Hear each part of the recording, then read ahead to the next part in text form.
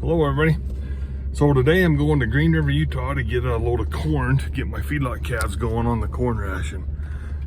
Green River, Utah is an interesting place. They're pretty famous for watermelons. They're only about 60 miles from where I live, but they must have just enough drop in elevation, but their growing season is quite a bit longer than ours. They usually always get 4 cuts of hay. We're pretty lucky to get 3 around here. So it's interesting. I've been buying corn from this same guy for 3 or 4 years now, and you know, a little bit of a discussion between guys that are doing this corn for these cows is I buy whole corn and they offer a cracked corn, and I did that one year and I don't have a great way to store it, so I just store it outside in these super sacks, and I get a lot of mold. Or that year I did the cracked corn, I got a lot of waste, a lot of mold and stuff. So I went back to the whole corn, but you know, there's been a lot of discussion about how much the animal can use the corn versus the cracked corn. And I've read some studies from the universities that do a little bit of that. And there's no question about it. The cracked corn does have a better food value than the whole corn does. But like, I've been doing this for 4 or 5 years now. I think this might be my 5th year. And it's not like you can walk through my corral and see all kinds of corn just laying around. I think that the cows use it pretty good. I've had good luck with it. So we use these super sacks, man. These things are the way to go. They, when we fill them up, we get about 1,800 pounds or so in them, and I'm gonna get 6 sacks today. So it's a pretty good load on my truck and trailer here, but it's the way to go. You know, it's interesting with, not to get too political, but I have to wonder where this inflation is gonna stop. They price corn by the hundredweight. This year, the corn went up $4 per hundredweight. That's about a 50% increase in price in 1 year. I price fertilizer from the local fertilizer shop here. Our fertilizer that we use on our hay fields has about exactly doubled. 100% increase in 1 year. You know, I mean, everybody, I think every consumer in this country is seeing increase like that. That's pretty staggering to me. I mean, we're kind of used to inflation, and even we have years that inflation sometimes higher than others, but you know, 100% increase on fertilizer and 50% increase on corn alone, pretty big jump in cost for operation. So anyway, I'll bring you with me and show you how these super sacks work, and we'll get the feedlot going today.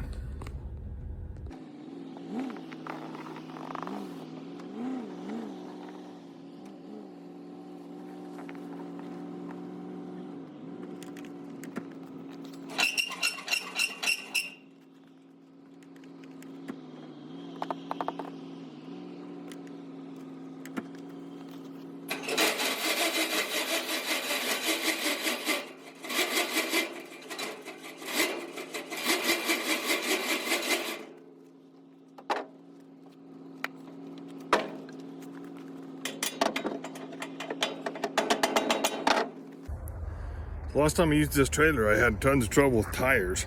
I ended up replacing, went to Colorado to buy a baler, and I ended up replacing 2 or 3 tires. I think I blew one and I knocked another one out. So we'll do the old truck driver trick with the hammer and check tires.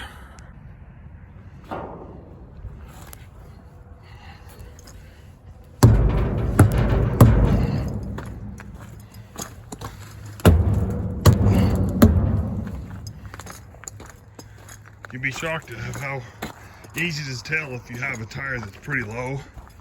I mean, especially if one's completely flat. It's easy to tell. I think we're all good today, so that's good. Got to work on this. I got a light back here that I replaced light fixtures on it for these tail lights on this trailer. They've got a funky plug that it just keeps coming unplugged. I think I need to check that before I go too.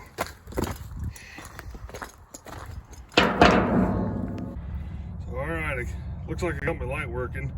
There was a broken wire, and then the light had actually come unplugged from the fixture. I've had tons of trouble with these lights. When I got this trailer going, I rewired it and put all new lighting in it. Kind of thought I was doing the right thing, but those lights, I really struggle with keeping them plugged in. And you know, I've tried different types of tape. I tried a different type of tape today, so hopefully that'll be luck, give me good luck. But got everything working now, so we'll get on the road, head to Green River. All right, so I'm on my way to Green River. I'm about, probably 20 or 30 miles just west west of Green River, but this is kind of unique country. I was going to show you guys this. Flip the camera around here. So this country we're driving through, awful barren and desolate. You know, and for people that don't realize it, there's a lot of cattle that spend their winters out into this desert country. Of course, there's a lot of miles between cows, but I know there's several pretty good sized ranches that depend on this country down here. Most all of it's BLM owned, and it's you know, it's a permitted deal, and so the BLM kind of keeps tabs on it as far as managing the range. But you know, there's not much out here. You know, it's not big cattle country like you think of in the west of, you know, some of the Montana ranches, but there's a lot of country out through there, and come springtime, a guy can put a lot of miles on a horse looking for all them cows. But you know, this country's got its own beauty to it. You know, those mountains there and some of this desert country out here, it's definitely unique. And you know, we're only an hour or so away from Moab, Utah, pretty famous travel destination. But you know, Moab's got the real red rock, and we haven't got into that red coloring yet of it. So anyway, just want to show you guys something a little bit different as far as a winter cattle range goes. Well, there's a little corral setup that's, you know, currently being used. They use that all the time. And there's a lot of cattle up in those flats up in there, and you don't think there's anything for them to eat, but they seem to do well out there actually. Alright, so we got my truck loaded with all these super sacks. Got them strapped down.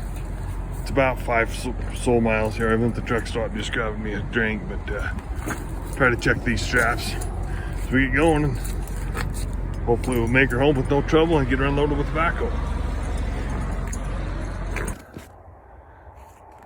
Alright everybody, well, made it home from Green River with that load of corn.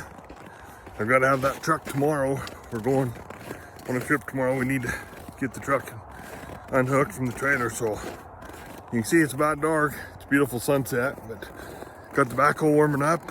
Fortunately, I got lights on the backhoe, so it's always a pain to try to unload and do crap like that in the dark. But like I say, fortunately, I got lights on there, so we'll show you how that works. Alrighty, so I got the backhoe put the pallet forks on, and you'll see it. Those bags have loops on them, and they slide real slick through the pallet forks. So I'll show you guys how this goes. I really hate doing this kind of stuff in the dark. In January, it gets dark so dang soon. That's about the only choice you have. Fortunately, I got good lights on the backhoe.